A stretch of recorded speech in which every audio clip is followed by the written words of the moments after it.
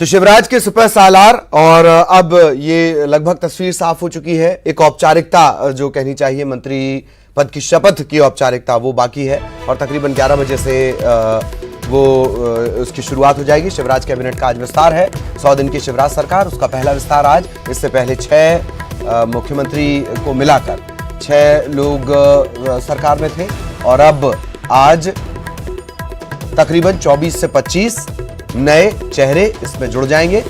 35 शरद चर्चा कर रहे हैं इस वक्त। या संगठन ही बता सकते हैं, चल रहा है नहीं चल रहा है ये भी अपन कैसे बता सकते हैं। नाम था या नहीं था ये कैसे बता सकते हैं। संभावितों की सूची में तो आपका नाम था ही। हाँ, मीडिया ने और प्रिंट ने और मीडिया ने आपने सबने निकाला जरूर था और ऐसी जानकारी अपने को थी नहीं कि अपना नाम है कि नहीं है ना। वही अखबारों मीडिया से अपन भी देख रहे थे कि अपना नाम है और आज भी निकला है और अपने को सूचना नहीं आई थी, इसका मतलब अपन नहीं बनना है। लेकिन जो इलाका आपका है विंध्य का, उसका प्रतिनिधित्व और बाकी इलाकों के प्रतिनिधित्व को देखें तो काफ़ी अंतर है। क्या वजह रही जहां सबसे अच्छा परफॉर्मेंस बीजेपी ने किया वहां से? अब इसका जवाब तो माननीय मुख्यमंत्री जी और संगठन ही दे सकते हैं। इसका जवाब हम कैसे दें भाई? निर्णय करने वाले तो हम थे नहीं, निर्णय करने वाले वो लोग हैं, तो जवाब वही देंगे कि क्यों ऐसा हुआ। फिर भी आपको लगता है कोई खास वजह रही होगी इसके लिए? वजह एडजस्टमेंट ही हो सकता है कि भाई सिंधिया जी के कारण सरकार बनी, सिंधिया जी के आदमी आए तो उनको ज़्यादा देना ही पड़ेगा, तभी सरकार चूँकि उनने बनाई तो उनका वाजिब हक भी था, इसलिए शायद कम पड़ गए होंगे, ऐसा हो सकता है।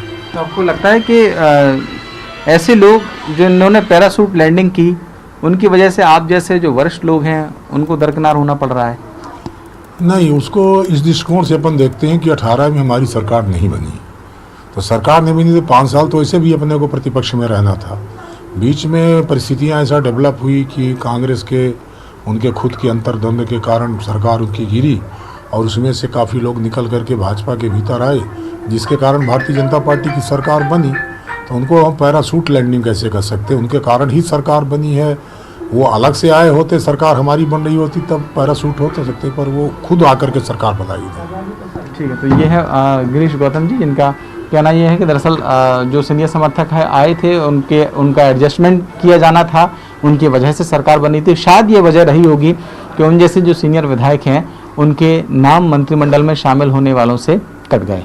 कैमरामैन खिलान के साथ सरस श्रीवास्तव, न्यूज़ 18 भोपाल।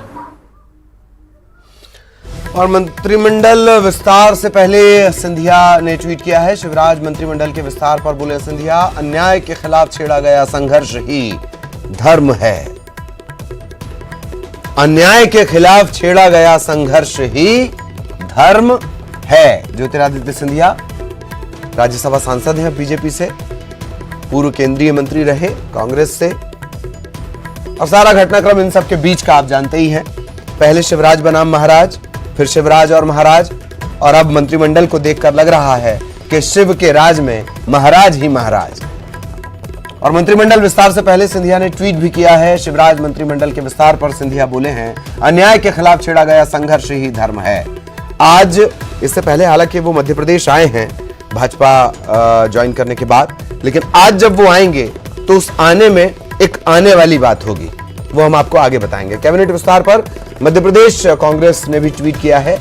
शिवराज आज विष और अमृत का बंटवारा करेंगे। अमृत शिवराज और धोखेबाजों को मिलेगा, विष बीजेपी नेताओं और कार्यकर्ताओं को मिलेगा। कांग्रेस कहीं कोई मौका नहीं छोड़ रही है, भले ही वो उतनी एक्टिव ना हो पाई हो जितनी बतौर विपक्ष होना चाहिए, लेकिन लगातार एक्टिव है कांग्रेस ट्विटर पर। और अनुराग हमारे साथ लगातार बने हुए हैं। अनुराग, क्या कुछ अपडेट इस वक्त तक आपके पास? हालांकि चर्चाएं अभी आगे भी होंगी, बहुत सारी ट्वीट आ गए हैं जो धर्म बता रहे हैं इस वक्त, लेकिन क्या अपडेट है आपके पास?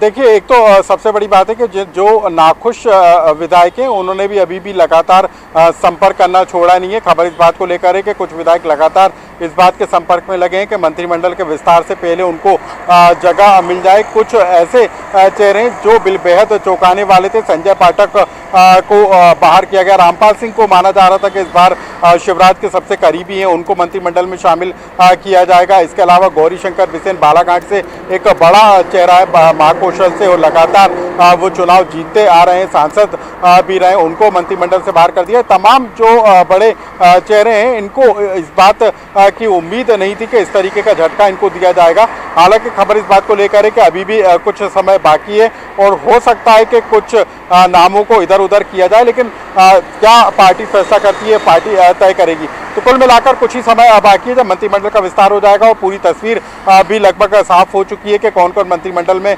शामिल होने वाला है, सिंधिया खेमे के कितने चेहरे शामिल होंगे, कांग्रेस के जो पाला बदल कर बीजेपी में शामिल हुए हैं उनके जो 3 चेहरे हैं वो मंत्रिमंडल में शामिल हो रहे हैं। इसके अलावा बीजेपी के जो हैं 16 से 17 चेहरों को शामिल किया जा रहा है। तो कुल मिलाकर जो संख्या पहले बताई जा रही थी कि 22 से 23 के करीब होगी, वो दबाव के चलते बढ़ाना पड़ी और जंबो कैबिनेट एक तरीके से शिवराज का जंबो कैबिनेट बनकर तैयार संख्या बढ़ जाएगी। हालांकि एक लिमिटेशन है दशमलव मेरे ख्याल 15% का। खैर, इस पर हम लगातार चर्चा करेंगे अनुराग इस वक्त, लेकिन मैं आपको रोक रहा हूं। बहुत बहुत शुक्रिया हमसे बातचीत करने के लिए। तो लगातार ये जो शिवराज के सिपह सालार हैं, क्या क्या घटनाक्रम बदलता है, ये बहुत दिलचस्प होने वाला है। इस वजह से आपको लगातार हमारे साथ बने रहना चाहिए। एक ब्रेक के लिए रुक रहे हैं।